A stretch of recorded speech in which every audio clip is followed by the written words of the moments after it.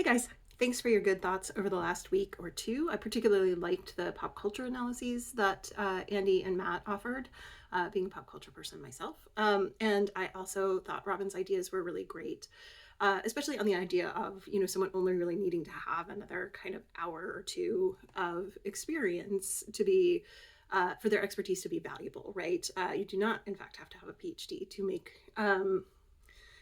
anything valid, right? Just some experience using those headphones is enough.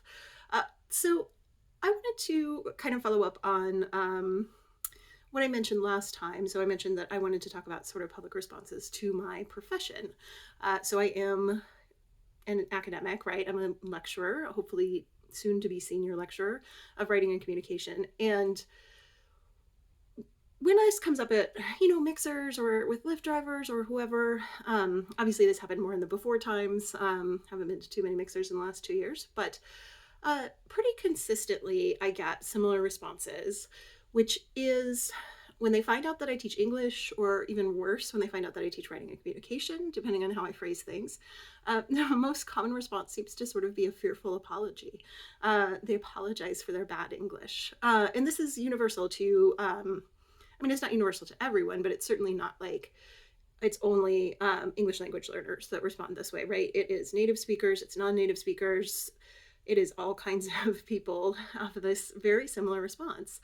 They tend to regale me with with stories about their inability to write, which, I mean, I am never going to look at your writing, Lyft driver. Like, it's never going to happen. So don't worry about it.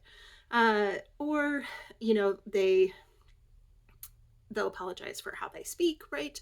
It seems as though they're like afraid that I'm going to pull out a red pen and start like dashing off comments on their communication, which is very strange.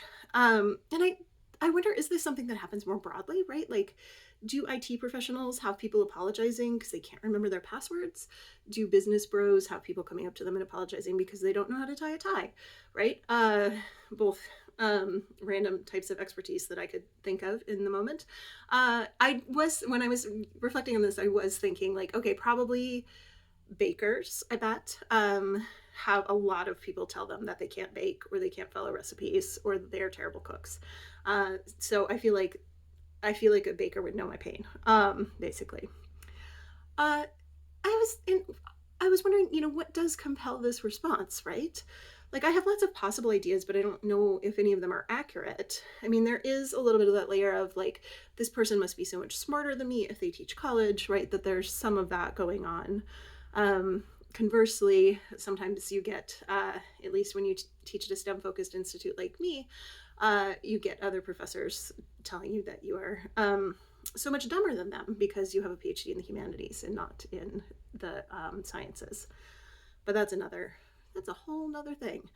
Um, there's also a sense of some really bad English teachers that people have had in the past, right? I have traumatized people, both in my classes and not, who seem to have English professors or English teachers who were, the idea is that you're a born writer or you're not, right?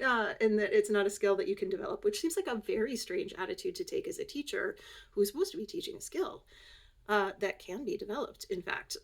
So there's a lot of terror, I think, from bad teachers in the past. I wish there was more people who are excited when I say I'm an English teacher. Like, oh, I love books. I don't get a lot of that.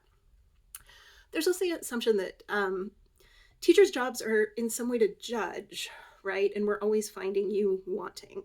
And that's, I think, maybe the most interesting one of these to reflect on.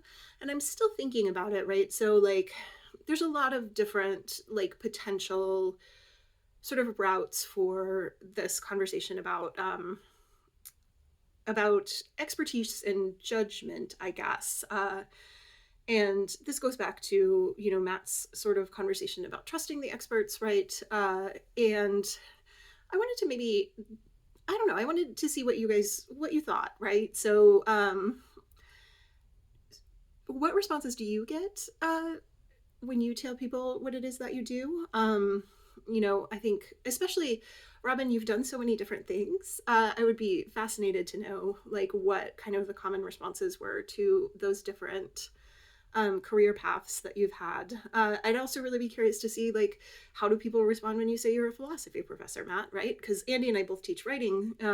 So I would also be curious to see if he has similar experiences as this. Or obviously we can go in totally different direction and just talk about I don't know. I listened to 2 podcasts about Anne Rice novels and or movies this weekend, so I'm full of Anne Rice trivia if anybody wants any of that. Anyway, I will talk to you all next week, friends.